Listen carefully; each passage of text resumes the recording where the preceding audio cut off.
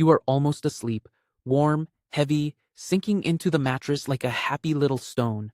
And then, out of absolutely nowhere, your whole body jolts, like you just missed a step that was never there. Your leg kicks, your arms fly out, and for half a second you were completely, terrifyingly sure that you were falling. There was no cliff, there was no staircase. You were lying flat on a bed that has not moved in years. But your brain was so sure you were plummeting that it slammed the emergency brakes on your entire body. So what on earth just happened? Why would a body lying safely still suddenly convince itself it was plunging through the air? Let me introduce you to one of the strangest things your body does on a nightly basis. It has a name. Scientists call it a hypnic jerk. You probably call it that thing that ruins a perfectly good nap. And here is the first shock. This is not rare, and it is not a sign that something is wrong with you.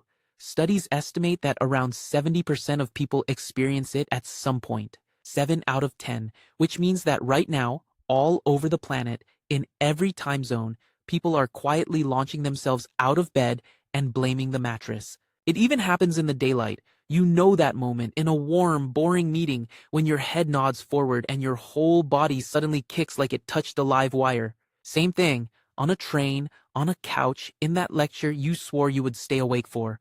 The jerk does not care about your dignity. So if it happens to almost everyone, the real question becomes why, and the answer starts with a tiny war inside your head. Falling asleep is not a light switch. It is not off, then on. It is a slow, messy handover between two systems. One system keeps you awake and alert. The other one wants to shut everything down for the night, and they do not always agree. The alert system lives partly in a bundle of nerves in your brainstem. Its whole job is to keep the lights on up top. As you drift off, that system is supposed to gently, politely hand over control. Power down, clock out, go home. The British psychologist Tom Stafford described this beautifully. He said the sleep jerk may be the two systems fighting for control. Picture two hands on the same steering wheel. One is easing off, the other suddenly panics and grabs back. And in that exact tug of war, your body twitches. But that still does not explain the scariest part. The falling. As your muscles finally start to relax, they go limp, loose, floppy. This is normal and good. But your brain is still half awake, still monitoring the body like a nervous night guard on his first shift. And when that nervous guard suddenly feels every muscle go slack at once, it reaches a very dramatic conclusion. It decides you are not relaxing. It decides you are falling. And falling, to an old brain, means danger. So it does the only thing a panicking brain knows how to do. It fires an emergency signal to wake you up and grab something. That signal is the jerk. That is the kick, the flail, the gasp, your body trying to catch a branch that is not there. And notice it is often a big whole body move. A leg kick, both arms flying out, a sharp inhale. That is not a gentle nudge. That is a full-blown catch reflex. Your body did not politely tap you on the shoulder. It grabbed the imaginary branch with everything it had, because a real branch only gives you one chance. And that word, branch, is not an accident. Because this is where the story gets genuinely wild. One popular idea is called the evolutionary or arboreal hypothesis. Arboreal just means living in trees. The thought goes like this. For millions of years, our distant ancestors did not sleep in beds. They slept in trees. And a creature that falls asleep in a tree has one very urgent problem. Gravity does not clock out for the night. If your muscles relaxed too fast and you started to slip, you needed to wake up instantly and grab hold. Or fall. So the hypothesis suggests that a jolt which snaps you awake at the first hint of falling could have kept our ancestors alive. In other words, the thing ruining your nap today might be an ancient safety feature from a time you lived up a tree. You are not broken. You are running very, very old software on very new hardware, a bed instead of a branch. Now, I have to be honest with you, because good science is honest. This tree idea is a hypothesis, not a closed case. We cannot exactly scan the sleep of an ancestor who died a million years ago. Nobody was running a sleep lab in the jungle. So the falling story is a compelling explanation, not a proven fact. It fits the feeling almost too perfectly. What we can measure is the here and now, and it turns out you can make your own hypnic jerks worse. Congratulations. Being overtired can do it. When you are exhausted, your brain crashes towards sleep so fast the handover gets clumsy. Too much caffeine can do it. That late afternoon coffee keeps the alert system revved while the body wants to quit. Stress and anxiety can do it too. A racing mind refuses to hand over control quietly, so the fight between the two systems gets louder and messier. And the glowing rectangle in your hand does not help. Bright screens late at night keep the alert system convinced it is still daytime, right up until the moment you close your eyes. So you go from full brightness to lights out in seconds. No wind down, no slow fade, just a hard cut, and your brain hates a hard cut. Which means the jerk is not just ancient history, it is also a little status report on how your day actually went. Push too hard, sleep too little, drink too much coffee, and your body files a complaint the moment you lie down. Some people also see a flash of light, or hear a loud bang or a snap at the exact moment they jerk awake. For a lucky few, it is a full fireworks show. There is even a name for the extreme audio version. Doctors call it exploding head syndrome, which is a terrifying name for something completely harmless. There is no real sound, no real light, no real explosion. Your half-dreaming brain simply adds its own sound effects and special effects to its own panic. It is basically a tiny, low-budget action movie, produced, directed, and screened entirely inside your skull with a cast of exactly one confused you.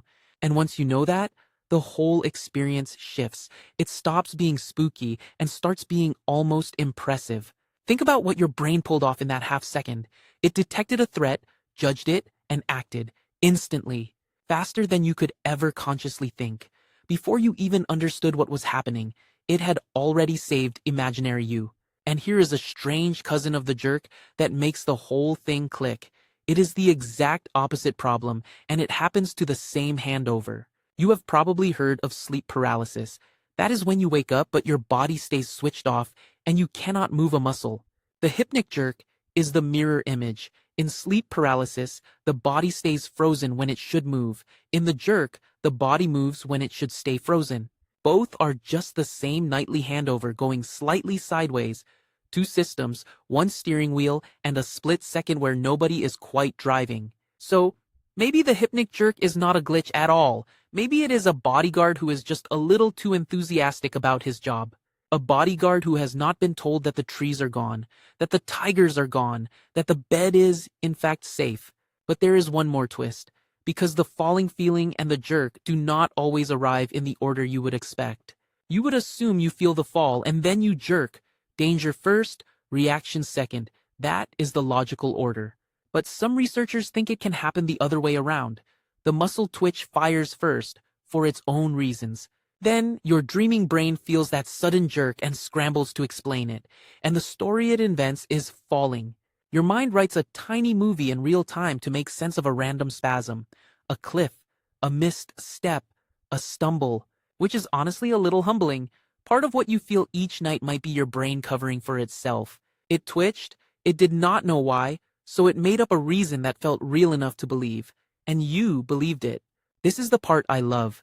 Your brain would genuinely rather invent an entire falling cliff, complete with wind and panic, than simply admit it does not know what just happened. It is the same brain that runs your whole life, and even it sometimes is just making things up to feel in control. So the next time it happens to you, and it will, here is what I want you to do instead of panicking. Do not fight it. Do not get frustrated. It does not mean anything is wrong with your heart, or your brain, or you.